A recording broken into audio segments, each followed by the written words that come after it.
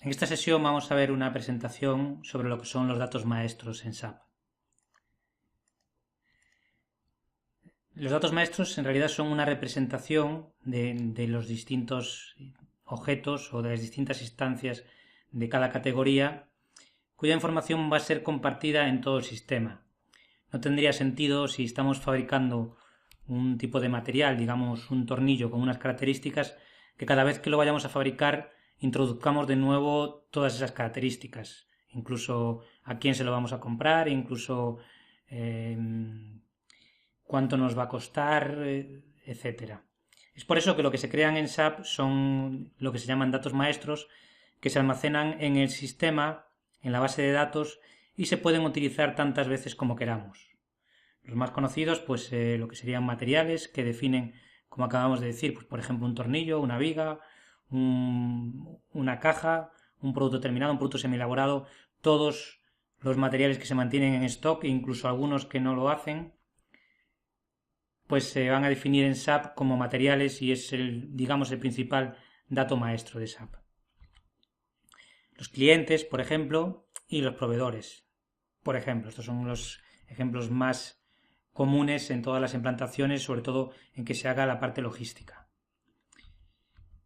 Viendo un poco más, pues algunos ejemplos de las distintas áreas, pues vemos que, como acabamos de ver, los materiales van a tener datos de todas las distintas áreas, van a tener datos de finanzas, donde le vamos a decir al sistema contra qué cuenta de inventario vamos a cargar este material. Vamos a tener datos de costes, que vamos a decir al sistema cómo calcular el coste de este material, si va a ser si es de compra, por los precios de compra, si es de producción, pues cómo se va a calcular dentro del sistema. Compras, en aquellos materiales que se compran, pues aquí vamos a definir con qué unidad se compran, en qué grupo de compras para agrupar pedidos vamos a utilizar, qué tasas, etcétera. Producción, pues los datos del material relevantes para producción y para planificación van a ser todos los relativos a cómo se va a ejecutar el MRP para este material,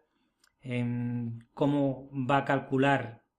los lotes con los que se va a calcular este MRP, las fechas, cuánto tiempo va a tardar en producirse algo, el lead time,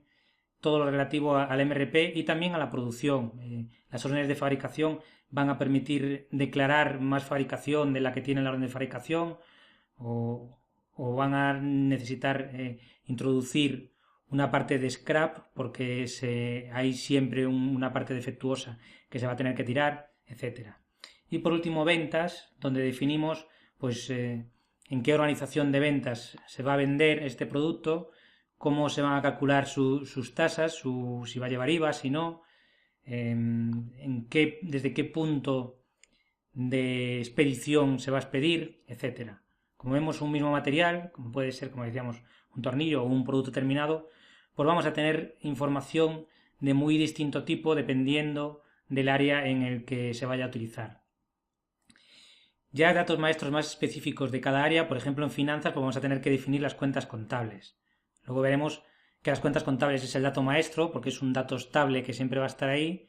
o no siempre, se pueden eliminar y se pueden crear nuevas, pero que es bastante constante, mientras que los apuntes contables pues son datos transaccionales que utilizamos solo una vez y se guardan en el sistema como datos transaccionales. Costes, pues si tenemos centros de costes será un dato maestro del área de controlling. Compras, los proveedores es el principal dato maestro de compras, donde definimos dónde está el proveedor. También en los proveedores vamos a definir algunos datos de finanzas, como contra qué cuenta se va a pagar, etcétera. Registros info, en aquellos casos eso está relacionado con los materiales. En aquellos casos en los que queremos introducir información de compras que es distinta para cada proveedor, pues podemos crear registros info de compra en los que introducimos datos que son dependiendo de en qué proveedor vamos a hacer un pedido de compra, pues tendremos datos distintos a si lo hacemos en otros. Producción, principalmente la lista de materiales, los materiales o componentes que lleva un producto semielaborado terminado, necesarios para que el MRP pueda explotar las necesidades, para que se pueda planificar a los niveles inferiores, y para que la lista de las órdenes de fabricación sepan lo que vamos a consumir cuando fabricamos algo, lo que deberíamos de consumir. Y las hojas de ruta, pues las operaciones que hay que hacer para fabricar un producto y los puestos de trabajo por los que van a pasar. Y por último, ventas, pues donde al igual que teníamos proveedores en compras, vamos a tener clientes, y registros infos de ventas, donde definimos información adicional del material que es dependiente del cliente para el cual vayamos a vender.